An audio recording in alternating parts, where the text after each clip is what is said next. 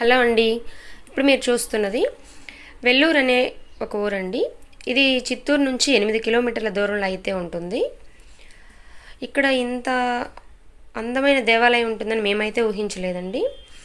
Actually మేము శ్రీపురం వెళ్తున్నాము. చిత్తూరు నుండి శ్రీపురం వెళ్ళే దారిలో ఒక కోటకి అవుట్కట్ అయితే మేము చూసామండి.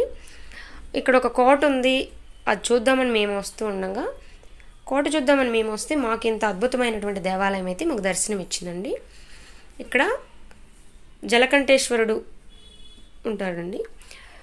జలకంఠేశ్వర ఆలయం అంటుంటారు. ఇక్కడ ఒక పెద్ద కోనేరు అయితే ఉందండి లోపల. అసలు చుట్టూ ఎంత అందంగా ఉంటుందంటే గార్డెనింగ్ కానివ్వండి, అక్కడ శిల్పకళ నైపుణ్యం కానివ్వండి, ఎంత బాగుంటుందో చెప్పలేమండి అదైతే మాటల్లో. గాలిగోపురం కూడా చాలా పెద్దగా ఉంటుందండి, చాలా ఎత్తులో ఉంటుంది. ఇక్కడ మనకి గాలిగోపురంలోంచి ఇంకొక గాలిగోపురం, ఆ సీనరీ కూడా చాలా అయితే బాగుంటుంది.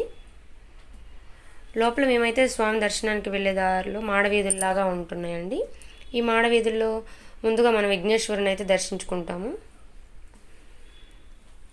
విఘ్నేశ్వరుని దర్శించుకొని చుట్టూ ఉన్న దేవతలందరినీ దర్శించుకుంటామండి.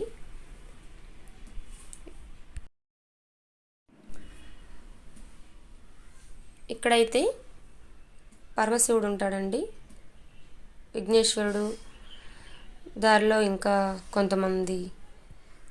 ఈ ఆలయాలన్నీ చాలా పురాతన దేవాలయాలండి.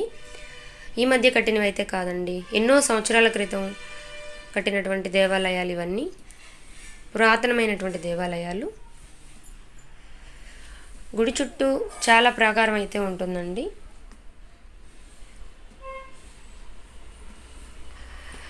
ఇక్కడ చాలామంది కళ్యాణం కూడా జరుగుతూ ఉన్నాయండి. అదేవిధంగా మేము వెళ్ళిన రోజైతే ఇక్కడ స్వామివారి కళ్యాణం కూడా జరిగినట్లుంది. ఇక్కడ ధ్వజస్తంభం అండి. ఇక్కడ వచ్చేసి ధ్వజస్తంభం మీద అమ్మవారు కూడా ఉన్నారు. ఇవేనండి, ఇక్కడేనండి కళ్యాణ దంపతులను అయితే మేమైతే దర్శించుకున్నాము. ఇక్కడ ఎదురుగా నటరాజు గుడి, ఈ ప్రక్కనే ఉన్నటువంటి కళ్యాణ దంపతులను మేము ఈరోజు అయితే దర్శించుకున్నాము. అదే